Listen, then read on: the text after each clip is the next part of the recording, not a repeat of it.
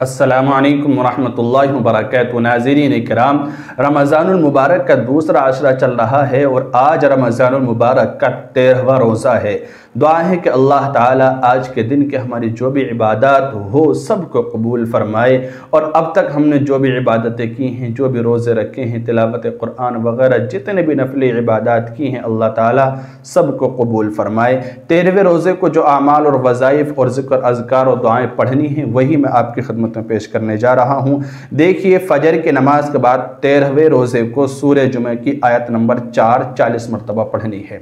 سورہ جمعہ کی جو آیت نمبر 4 ہے اس کو 40 مرتبہ پڑھنا ہے۔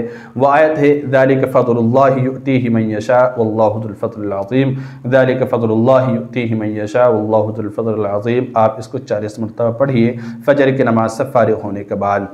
اگلا عمل ہے ظہر کی نماز کے بعد سورہ فلق 47 مرتبہ پڑھنا ہے۔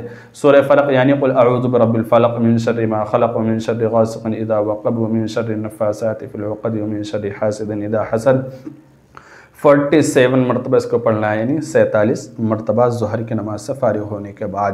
اسی طرح عصر کی نماز کے بعد تیسرا عمل کرنا ہے، سورہ ناس 47 مرتبہ پڑھنی ہے۔ سورہ ناس یعنی قل اعوذ برب الناس ملک الناس الہ الناس من شر الوسواس الخناس الذی یوسوس فی صدور الناس من الجنۃ والناس۔ یہ سورت آپ 47 مرتبہ پڑھیں عصر کی نماز سے فارغ ہونے کے بعد۔ اسی طرح اگلا عمل ہے نماز مغرب کے بعد۔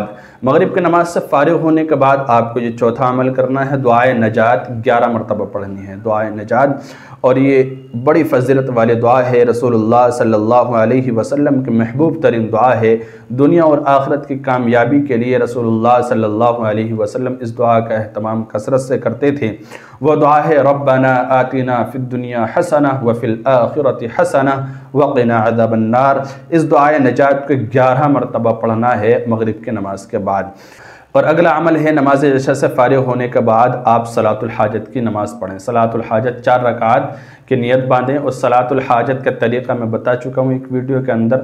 90 روزے کی جو ویڈیو بنائی ہے اس میں بہت اچھی طرح آسان انداز میں نے سمجھایا ہے صلاۃ الحاجت کا طریقہ، کس طرح سے پڑھنا ہے، کون سی رکعات میں کون سی آیت اور کون سی سورت پڑھنی ہے، پوری تفصیل کے ساتھ میں نے اس میں سمجھایا ہے بہت آسان انداز میں۔ اور اسی طرح سے آپ صلاۃ الحاجت پڑھنے کے بعد پھر سورہ مزمل 1 مرتبہ پڑھیں گے عشاء کی نماز کے بعد، یعنی عشاء کی نماز کے بعد 2 عمل کرنے، صلاۃ الحاجت پڑھنی ہے 4 رکعات جس طرح میں نے بتایا ہے۔ نیچے میں ڈسکرپشن میں لنک دے رہا ہوں اس کا، صلاۃ الحاجت کا آپ کلک کر کے اس کو دیکھ لیں، اور پھر وہ پڑھنے کے بعد پھر سورہ مزمل 1 مرتبہ پڑھنی ہے۔ یہ 13ویں روزے کا عمل آپ کا مکمل ہو جائے گا۔ اللہ رب العزت سے دعا ہے کہ اللہ تعالیٰ آسانی کا معاملہ فرمائے اور تمام عبادات کو دعاؤں کو قبول فرمائے۔ السلام علیکم ورحمۃ اللہ وبرکاتہ۔